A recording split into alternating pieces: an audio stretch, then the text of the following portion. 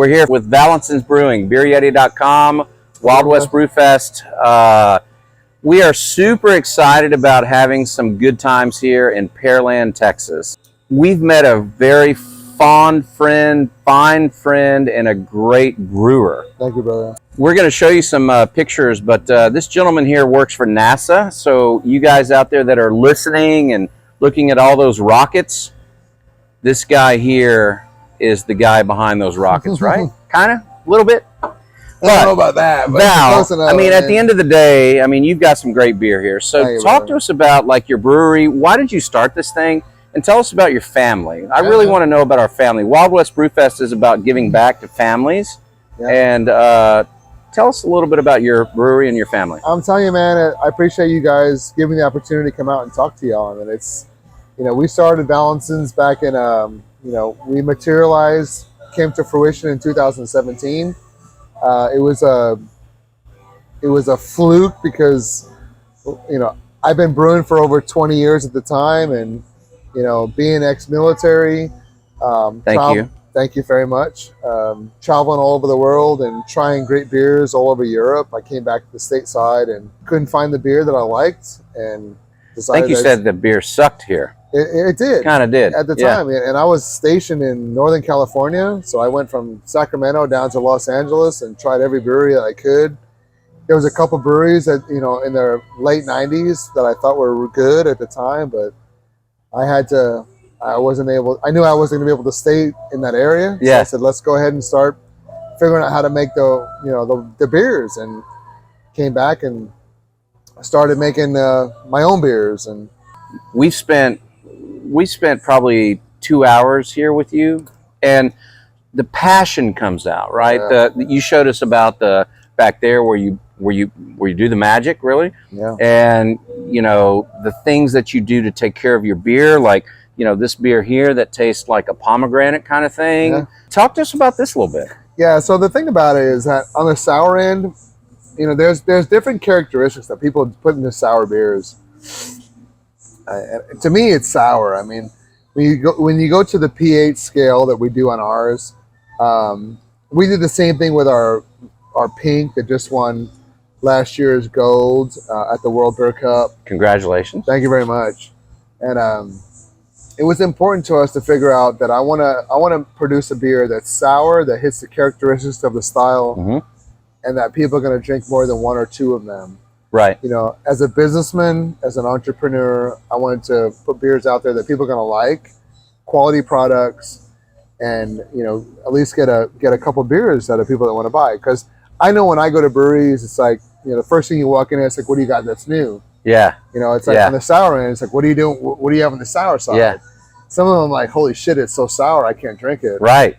But others, you're like, man, this is something I want to do, man. I like it. And that's when we, you know, me and the team, you know, Brian, you know, and myself came up with the fruit characteristics and started playing with the different fruits. And this is something that we really are very happy with. What's in it now? Pomegranate? Elderberry and pomegranate. Okay. Okay. And the first thing he said to me was, could you drink two? Yeah. And the first sip, it was like, I'm going to tell you on the second sip. The second sip was, you know what? Low ABV, super good, great color.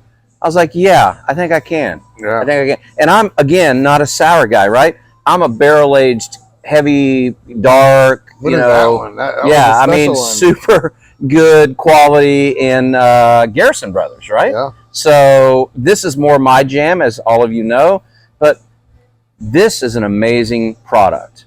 It's an amazing product. I'm very excited about it.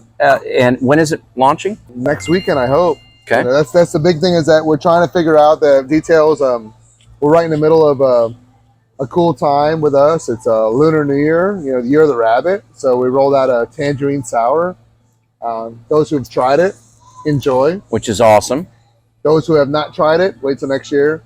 But this is the next one we're going to roll out. We're going to really start messing with some new fruits. So Val, you talked about expensive, right? Yeah. So, you know, the viewers out there, Wild West Brew Fest viewers and our patrons and everybody else, what does it take to, like, you're a one-man band kind of thing with your kids, right? So help us, give us the 2 minute on that. Educate us on. Yeah. It takes a lot of upfront money, right? Because you're buying all your stuff back there. Yeah. And you're barreling it, or you're serving it in weeks on end. Yeah.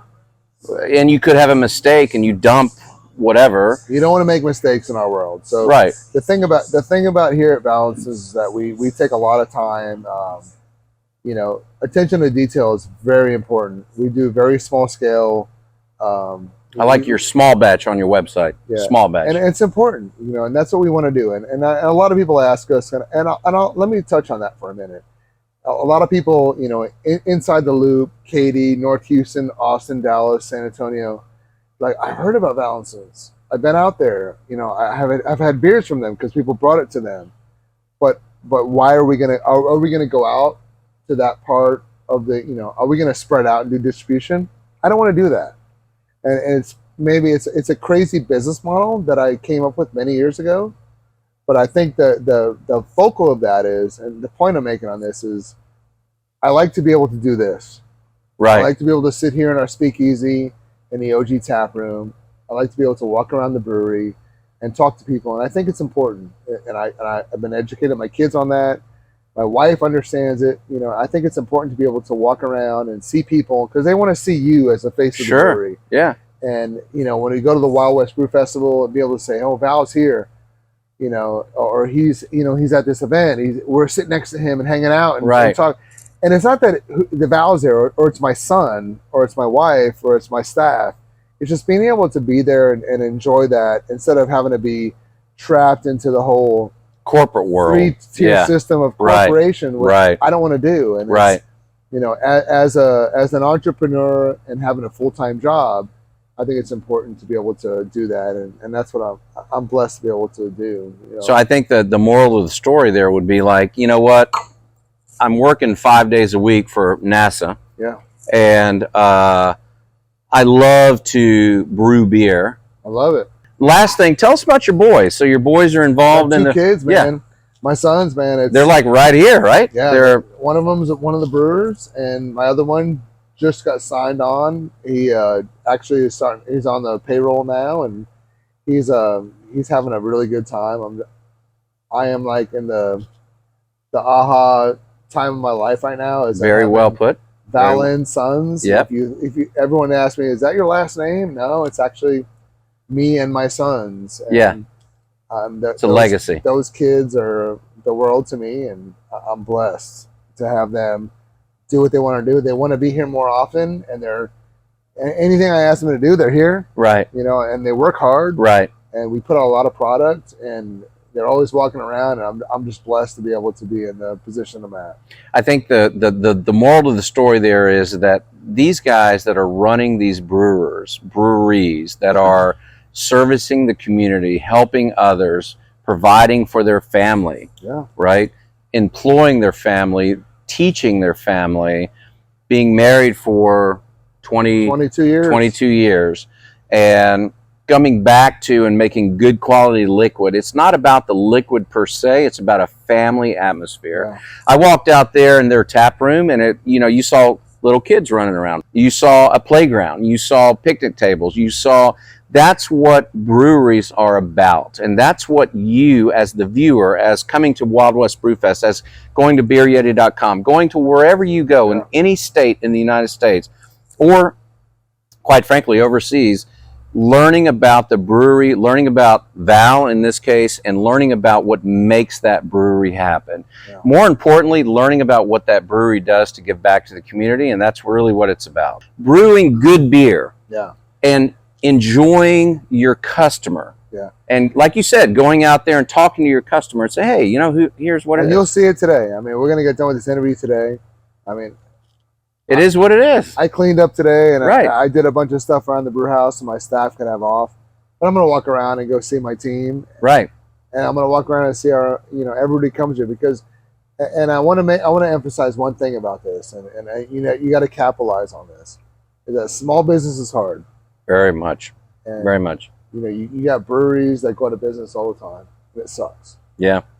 But I tell you what, the people that support us is what makes us successful. Keep me doing what I'm doing. Right. So keep that in mind. Val, Cheers to Love you, you. man. We love you. Love you, brother. And come by and see Vallensons. Make sure that you, it's in Pearland, Texas. It's an amazing brewery. Cheers to you. BeerYeti.com. Cheers, Wild brother. West Brew Fest. Let's make it happen. Love you, bro. Love you too.